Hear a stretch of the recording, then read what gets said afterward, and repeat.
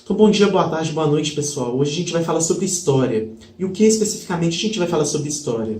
A gente vai estar falando aqui sobre um texto do Fernando Nicolazzi, né, que se chama A Sombra de um Mestre, Gilberto Freire como leitor de Euclides da Cunha, que é um texto de 2010. O que esse texto procura estudar? O que ele procura mostrar para a gente? Ele procura mostrar uma relação entre dois autores brasileiros muito importantes, que é o Gilberto Freire e Euclides da Cunha. Eles estão separados ali, as suas principais obras, em torno de 3 décadas. E vão ser obras muito importantes, vão ser marcos mesmos na escrita da história e da literatura do Brasil. Então, o Fernando Nicolazzi, em seu texto, vai tentar estabelecer essa relação, né, do Gilberto Freire como um leitor da obra de Euclides da Cunha. E a gente vai ver que nessa relação, o Gilberto Freire vai destacar não tanto as semelhanças, mas mais as diferenças que as suas obras vão ter. Então, para a gente, às vezes vocês podem estar um pouco perdidos aí, a gente vai falar um pouco mais sobre quem é o Euclides da Cunha aqui para vocês se situarem melhor. Então, o Euclides da Cunha, ele nasceu ali por volta de 1863, e ele perdeu sua mãe muito cedo, aos 3 anos, e foi criado pelos tios ali no Rio de Janeiro, na cidade de Cantagalo. Ele cresceu, ele estudou na escola politécnica e teve também uma formação militar. Então, na sua fase adulta, ele se mudou para São Paulo, onde ele trabalhou no jornal A Província de São Paulo, que hoje é o jornal Estado de São Paulo, já era um jornal muito importante na época.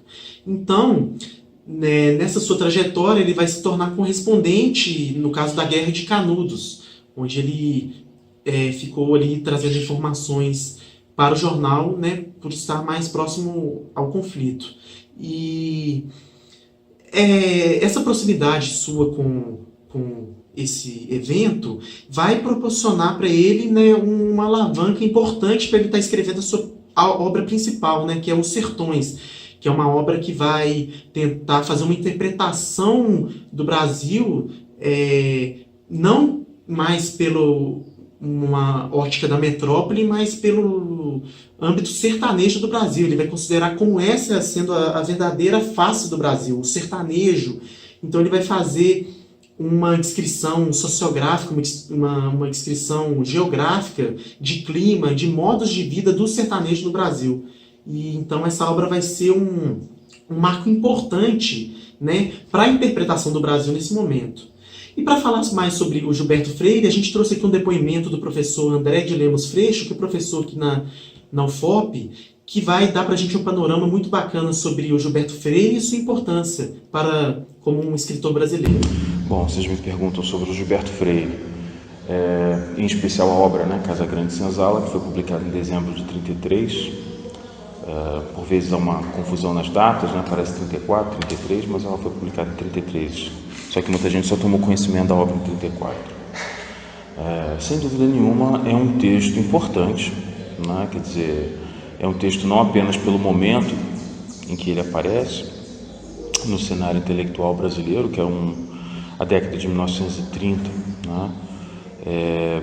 Profundamente marcada pela Revolução de Outubro, né, de 30, todo o movimento de uma nacionalização, o início, né, de uma busca cada vez mais, não o início efetivamente, mas uma guinada, digamos assim, numa tentativa de definir o que é o Brasil, né, e Casa Grande Senzala acaba ocupando um lugar que, por uma tradição, digamos assim, um pensamento histórico, historiográfico, sociológico, é uma posição de prestígio, né? Apesar de ser caracterizado como um ensaio histórico ao lado de outros, né? Ele inaugura, de certo modo, ou pelo menos dá forma a um tipo de interpretação do Brasil que tem por pretensão definir o que seria, digamos, uma autenticidade brasileira, aquilo que posteriormente viria a se chamar de uma brasilidade. De modo que Casa Grande Senzala é um grande modelo interpretativo, de certo modo. Quando eu digo grande, eu digo no sentido da sua tentativa de uma sistematização, né, da compreensão de que seria um complexo cultural brasileiro, né?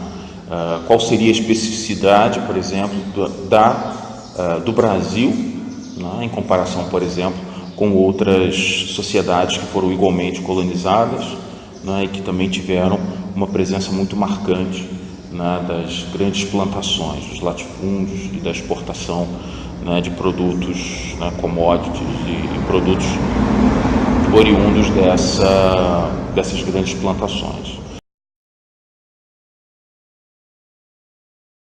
E o que seria esse Brasil arquetípico para o Gilberto Freire? Né? Esse complexo cultural que seria o produto desse, né, de certo modo é uma apropriação que o Gilberto Freire faz de um topos que já vem desde lá do von Martius, né, a questão das três raças, né, e de três raças que teriam encontrado o seu lugar, a sua razão de ser, né, e a sua própria forma de vida, digamos assim, no complexo da Casa Grande Senzala, que nada mais seria do que um complexo de um engenho de açúcar, tá? Uma propriedade fechada, né, na qual haveria uma figura central, o senhor de engenho, que deteria o poder de decisão sobre tudo o que aconteceria ali. Então isso daria ensejo, digamos assim, para pensar o porquê do nosso patriarcalismo, né, o porquê da nossa relação, digamos assim, tão próxima, digamos, com a violência, né, uma vez que o complexo da Casa Grande Senzala seria, por definição, né, um lugar no qual a violência é o que rege, é o que comanda, é o que define não apenas as relações humanas, mas também os lugares, né? Esses lugares, o lugar da mulher, o lugar da criança, o lugar do escravo da plantação, o lugar do escravo, né, da casa, né? O lugar do pároco ou do capelão, né? O que define uma relação na interpretação do Gilberto Freire muito curiosa, eu diria, muito específica com a própria religiosidade, né?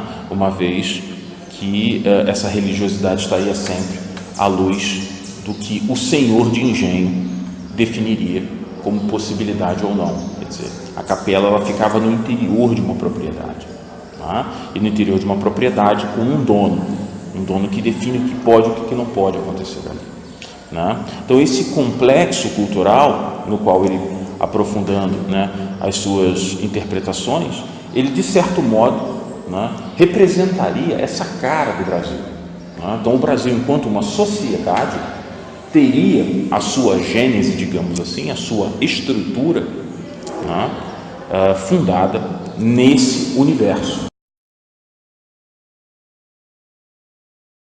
O Gilberto Freire estaria sempre procurando um relativo equilíbrio entre esse, né, um equilíbrio que nunca é perfeito, né, que ele vai chamar lá a tese do equilíbrio de antagonismos, né? Como pode uma relação tão próxima, uma relação de uma proximidade tão grande no interior de uma propriedade como essa, né, ser ao mesmo tempo tão mobilizada por um afeto muito grande, mas igualmente por uma violência muito grande. Então esse equilíbrio sempre tenso, né, dificilmente e muitas vezes, né, possibilitando a desmedida, a híbris, né, é uma parte desse universo de compreensão do Brasil, que tem, né, digamos assim, méritos e deméritos, né, que já vêm sendo apontados desde pelo menos a década de 1940, né, por nomes como Abdias de Nascimento e tantas outras pessoas, de que talvez a leitura que o Gilberto Freire tenha feito seja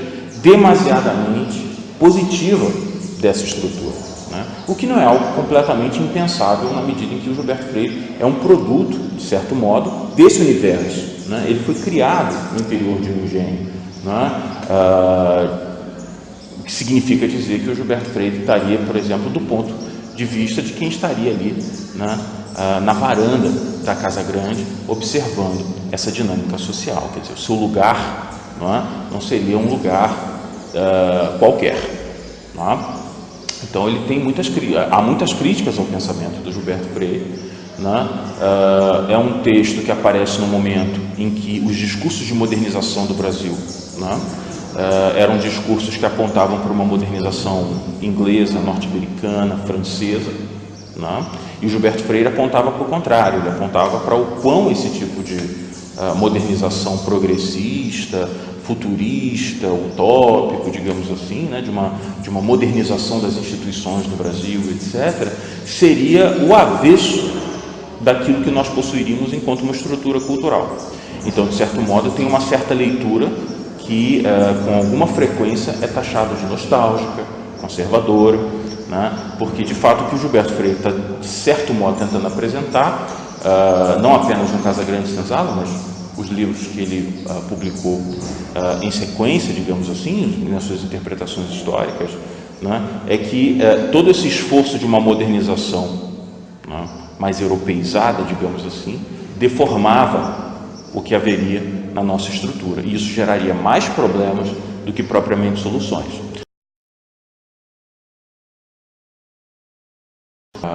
De certo modo, é um texto que está dialogando com as iniciativas modernizadoras do Brasil, né?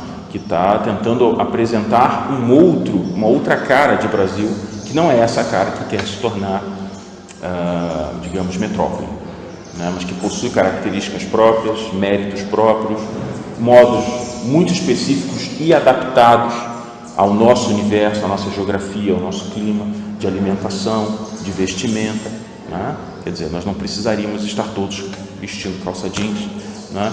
Segundo, de certo modo, né, o pensamento do Gilberto Freire, não precisaríamos estar usando, né, roupas compridas, né, terno e gravata num sol de 50 graus, porque haveria outros modos de vestimento e, portanto, de moral, de costumes, etc., adaptados à nossa realidade, né, e não uma realidade que deveria ser importada de fora. Então tem essa dimensão, né, de modo que é um texto seminal para grande parte dos intérpretes do Brasil, da história do Brasil, já foi muito criticado, né, conheceu, digamos assim, o céu e o inferno ao longo do século XX, e ainda é um texto instigante, ainda é um texto que mobiliza trabalhos de interpretação sobre ele, né, sobre o que significava, qual era o lugar de Gilberto Freire na intelectualidade daquele período, como o próprio Gilberto Freire, né, o que ele mudou, digamos assim, nos seus trabalhos posteriores, mas independentemente disso, Casagrande Senzala continua sendo um trabalho que nos move, que nos interessa, seja a partir de uma perspectiva crítica, muito crítica, seja a partir de uma perspectiva mais, digamos, elogiosa, de reconhecimento dele como uma peça-chave aí dessas tentativas de decifrar o enigma do Brasil. Então, já que agora a gente conhece um pouco mais os dois autores, a gente pode entrar um pouco mais a fundo no texto do Fernando Nicolasi, onde que ele vai tratar assim, da perspectiva do Gilberto Freire como leitor do Euclides da Cunha, né? Como que o Gilberto Freire vai ler e vai tratar aquela obra. Então, aqui o Nicolasi vai explicitar no seu texto, né, que o Gilberto Freire considera que a ciência, o ofício dela é explicar e descrever os fenômenos. Já a literatura, ela serve não tanto para explicar ou descrever, mas sim para levar à luz dos nossos olhos algum fenômeno. Então, o que o Gilberto Freire vai considerar é que a obra do Euclides da Cunha ela está muito mais próxima, né, da literatura do que da ciência, porque, apesar dele não descrever a fundo, cientificamente falando, ele vai trazer à luz uma situação que estava, por muitas vezes, ignorada e encoberta por outras camadas, e ele vai ali, cava e mostra aquilo para a gente. Então, de certo modo, né, o Fernando Nicolasi ele vai apontar que o Gilberto Freire tem uma relação muito ambígua com essa obra do Euclides da Cunha. Ele vai criticar um pouco o Euclides por, né, ter generalizações muito amplas do que seria o Brasil, no caso, ele querendo levar essa perspectiva do sertão e colocá-la como uma constante do brasileiro, não somente no eixo temático, né, porque o Gilberto ele não considera tanto o sertão, mas aquela estrutura escravocrata que ele vai considerar como mais importante, né, para a configuração social brasileira, mas também num eixo de abordagem, já que o Euclides da Cunha ele tem uma abordagem muito mais biológica do que sociológica na sua obra. Então, esses dois autores eles vão assumir diferentes chaves de interpretações para o que eles considerariam que seriam essa especificidade brasileira. A gente tem ali como já foi mencionado, Gilberto Freire, considerando a estrutura escravocrata dentro da Casa Grande Senzala, né, aquela configuração de uma dominação patriarcal e como essas relações se davam ali dentro.